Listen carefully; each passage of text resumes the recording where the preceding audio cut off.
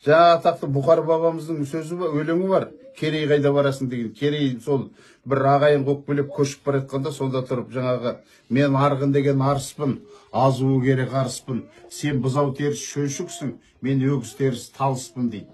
Өгіздің теріс талыс. Сонда бөлінгенді бөрі жейді, жарылғанды жау алады. Ел аман жұртынша неге елдің көшесін деп сол бір ауыз сөзімен өлеңін тоқтатқан екен Бұқардың. Жаңа тікелей эфирден кетіп жатыр. Сол кезде ойыма бір Нұртас Исабаев деген ақын қызылордалық. Сол 5-ші класс оқып жүргенде бір өлең жазады. 5-ші класс оқып жүргенде. Осы біздің заманымызда. Сонда бір Ғафур Ибрагим, ұмытпасам, сол кісі райком бірінші хатшысы екен, қызметтен түседі да, соның басқа жағы көшетін болып, бүкіл ағайын туысын шақырып, кетерек шайын береді. Жүгін буып түйеді.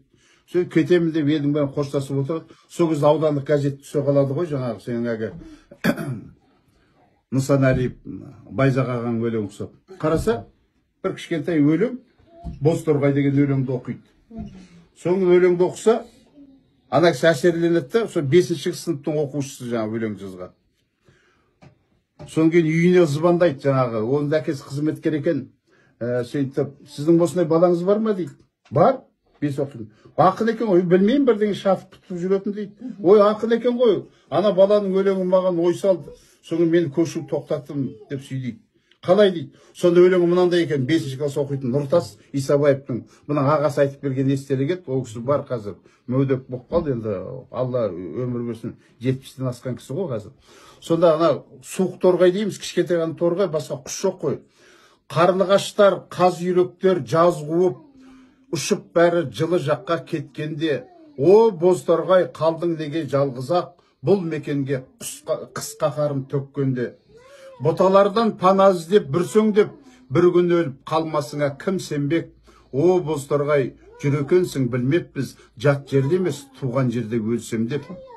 Туған жерге махаббатың мол екен, соққан жүрек құттай ғана болса да, өлмей тұғын себебің де сол екен, жүрек ыстық басқа жерің тоңса да дейді. Ана өлеңді оқығанда, Шумақ өлеңді оқығанда, 5-ші кластың баласының өлеңін оқып, райкомның секретары, қазіргі ауданның әкімі ғой, көшіп тоқтатқан ғой.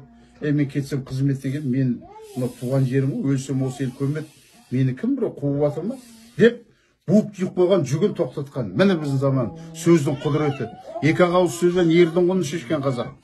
Ата ауыздығымен су ішкен, ер етегімен су кешкен алмағайып заманда, жер дауында, жесір дауында да тек қана сөзді құдірет тұтқан. Сөз қару, сөз кие, сөз құдірет, сөз өнер дейді. Өнер алды қызыл тіл деген сол бізде. Бүкіл өнердің жаңағы ең биігі шыңы қызыл тіл ғой. Сондықтан жаңағы аталы сөз қарсыз ғана тоқтамайды дейді, Абай атам айтса. Хақ сөзді бала айтса да тоқтамақ керек деген. Жасы кіші демеген ақыл астағы ғой, қой асығы демеген қолға жақса шақа ғой дейді.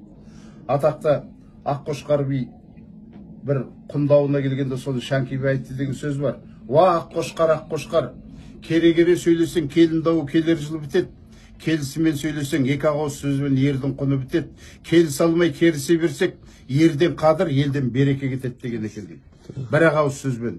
Сонда жаңағы міне тура биді туған жоқ, туғанды биді иман жоқ дейді. Сонда қарақылды қақ жырған төрелік, әділдік, шіркін қазір болса ғой осындай. Қазақ абақты салмаған, түрме тұрғызбаған, милициясы жоқ, соты жоқ, прокуроры жоқ, түрме жоқ. Неге? Би тура биде туған жоқ. Биына туысы мекен демейді, тураса бұрмайды, қарақылды қақ жарып, теңге бөлгенген керек па өзі құнға жығат, төлетеді, ру болып төлейді, шамасы келмесе. Сол ру алады, әулет алады. Ол мүмкін қалтасы көтере алмауы мүмкін, ана жаңағы құныкердің, күнәһардың. Бірақ оны соның елі жұрты болып, соны көтеріп алатын болған.